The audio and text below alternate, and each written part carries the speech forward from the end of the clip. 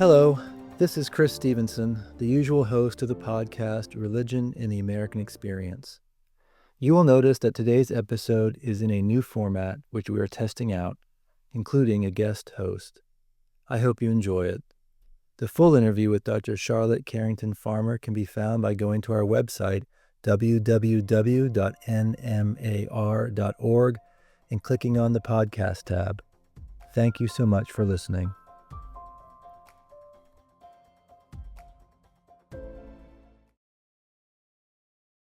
When Williams was a young boy, a huge group of people gathered in his neighborhood of Smithfield to watch Bartholomew Legate, who was branded a heretic for being a separatist, burnt to the ashes in Williams' area. And we have these incredible primary sources that bring to light the horrors of what that would have been like. The terrible smell of burning human flesh as people suffered up to 45 minutes as three different fires were lit.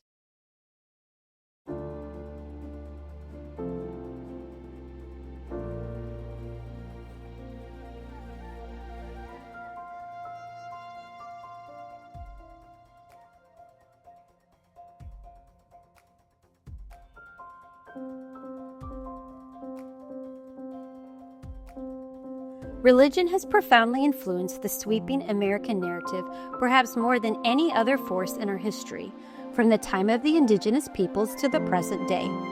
The National Museum of American Religion tells the surprising and compelling story of what religion has done to America and what America has done to religion, including the establishment of the revolutionary and indispensable idea of religious freedom as a governing principle in the U.S., inviting all to explore the role of religion in shaping the social, political, economic, and cultural lives of Americans and thus America itself.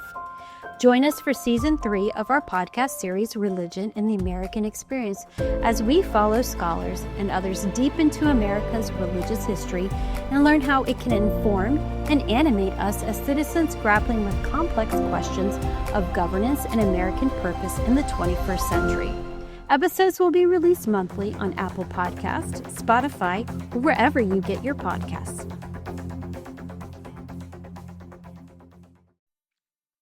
Hi, everyone. This is your host, Ella Stevenson, and I'm happy you've decided to listen in on another episode of Religion and the American Experience. This podcast is the work of the private digital-first National Museum of American Religion, which explores what religion has done to America and what America has done to religion.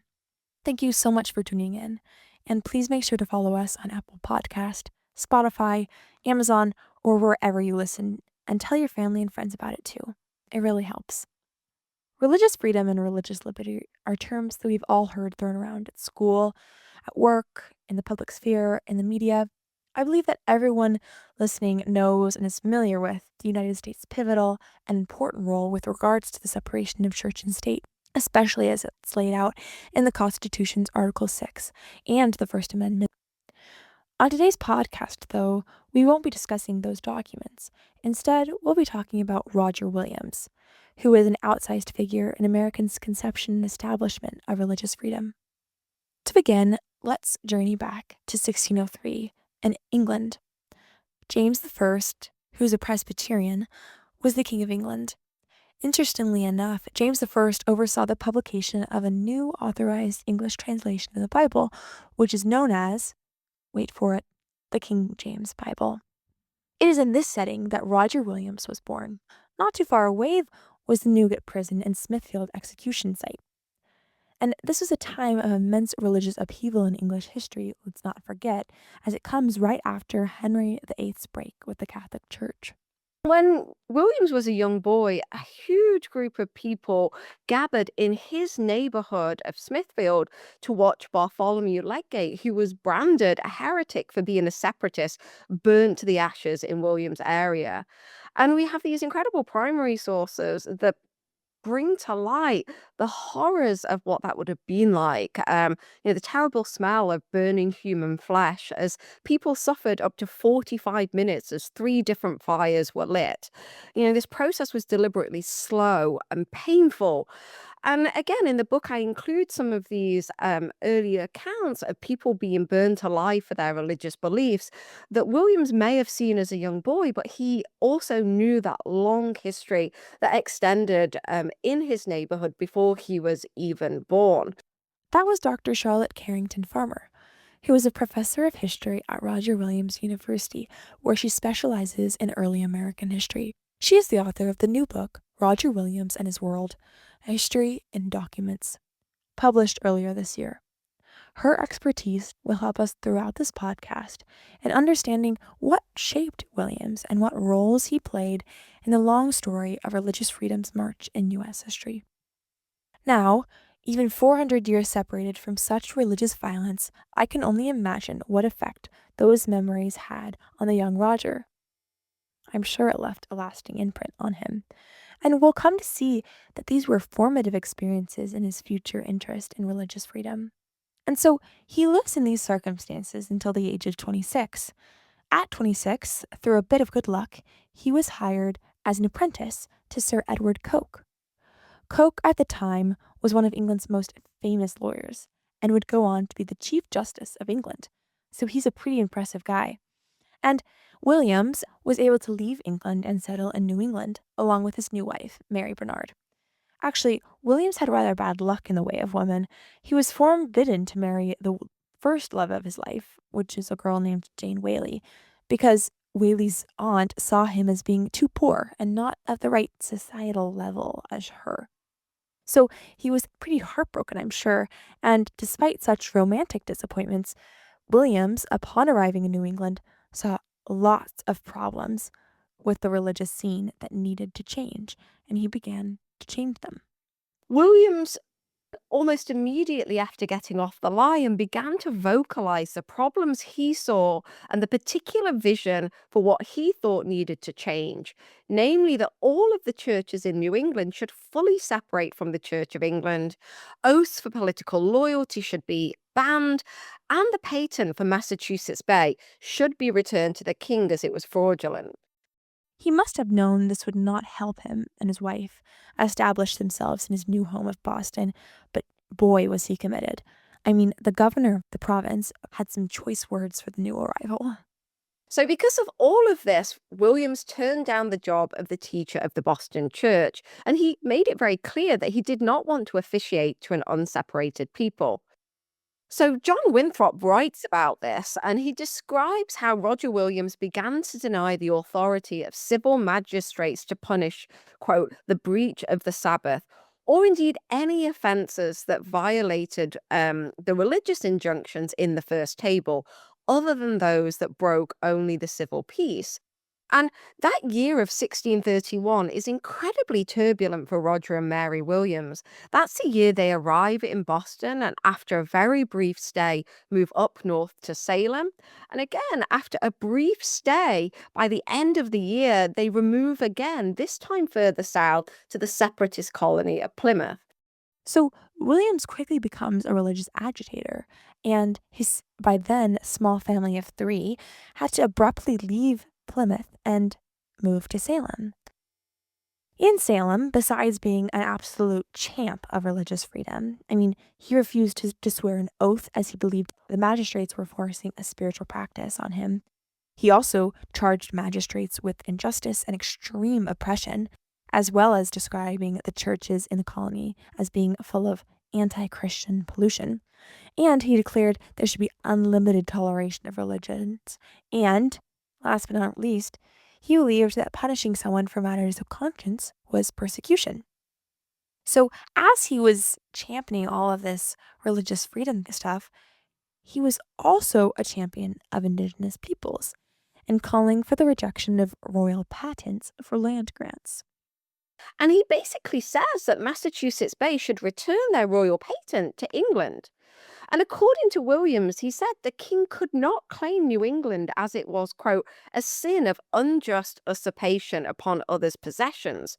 I think his views on indigenous land rights were part of the reason, in addition to his views on religious freedom and separation of church and state. And these views on indigenous land rights were centered on the theological and theoretical conflict with monarchs using Christianity as a justification to take indigenous land. So, in the fall of 1635, right when his wife was giving birth to their second child, he was officially banished from Massachusetts Bay Colony.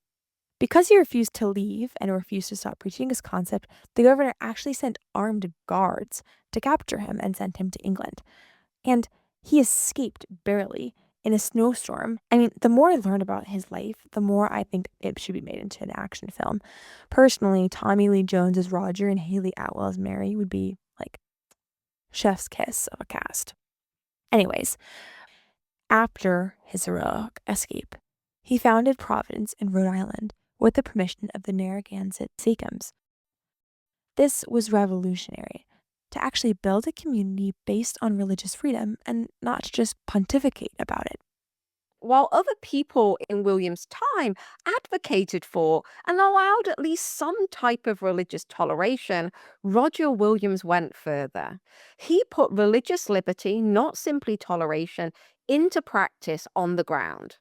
Williams abhorred any form of religious persecution, boldly declaring, quote, any souls compelled and forced into hypocrisy of false worship was akin to, quote, spiritual and soul rape. And to Williams, this was radical, right? Religious liberty meant there should be no laws concerning religion, God, and the souls of men. And put simply, the government should not take a position on religious issues. Here in Providence, there were no established churches that received tax support, which was a huge difference when you looked at England or the rest of New England, which did have tax-supported churches. Before I move on, though, I want to take a short break and look at his relationships with the indigenous peoples because they are highly tied up in his religion and understanding of religious freedom. When Roger Williams first arrived in New England, he hinted that he was potentially interested in converting native peoples to Christianity. But later in his life, he was staunchly opposed to any conversion effort. So again, we see that we can't make a blanket statement on his views. His view evolves over time.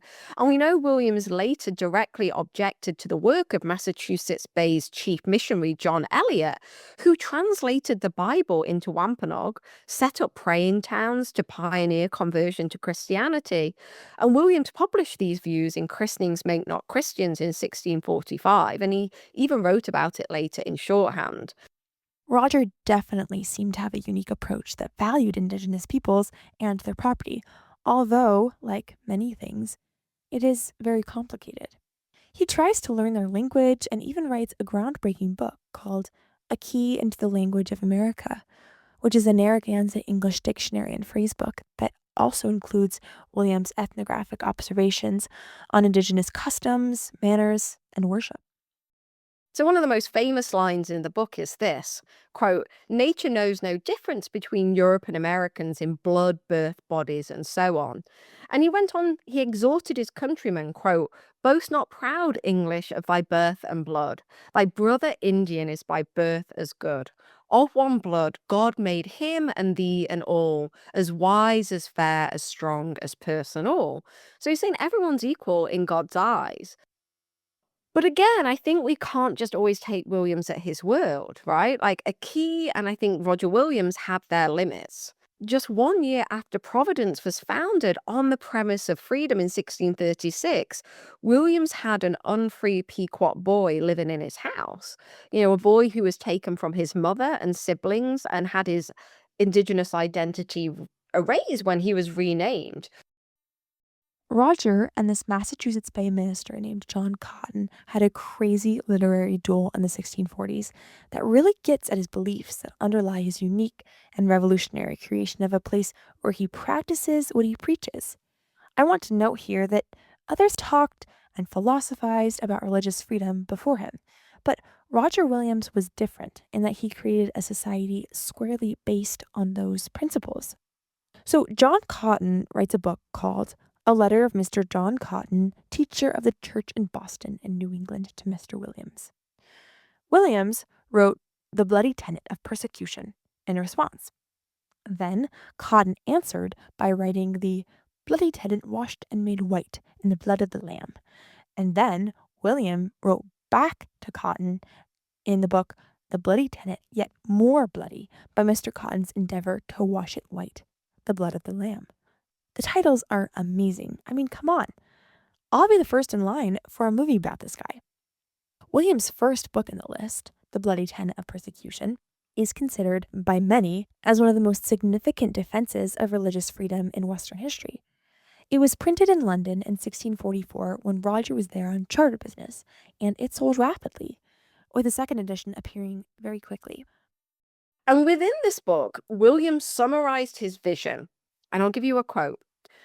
The government of civil magistrate extended no further than over the bodies and goods of their subjects, not over their souls.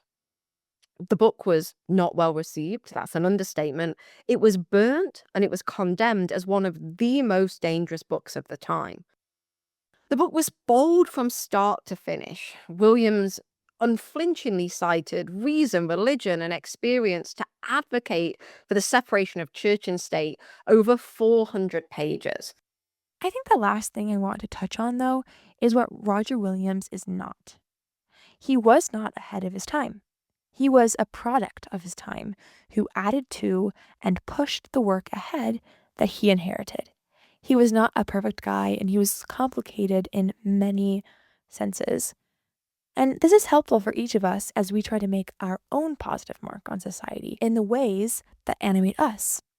Abraham Lincoln captured this sentiment when he said, "We cannot escape history." He did not support this as someone as ahead of his time. He was someone who was a religious fanatic by any measure, whether that's from the 17th century or now. Roger Williams despised Quaker theology, but he debated them. He allowed them to settle in Rhode Island. He thought the Catholics served the Antichrist. He refused to watch indigenous ritual makers for fear of being, quote, an eyewitness, spectator, or looker on in case he was mistaken for a partaker in Satan's worship. So he considers all of these religions false, but he defends their right to hold and practice their beliefs without any state interference. So, in closing, a big thank you to Roger Williams and his wife, Mary Williams, who sacrificed and wrote and built and made mistakes and labored to help this country work into the idea of religious freedom. I think we owe them both a debt of gratitude for this freedom to believe or not to believe, an acknowledgement of what they did, and a commitment to protect, perfect, and perpetuate this world-changing governing principle called religious freedom.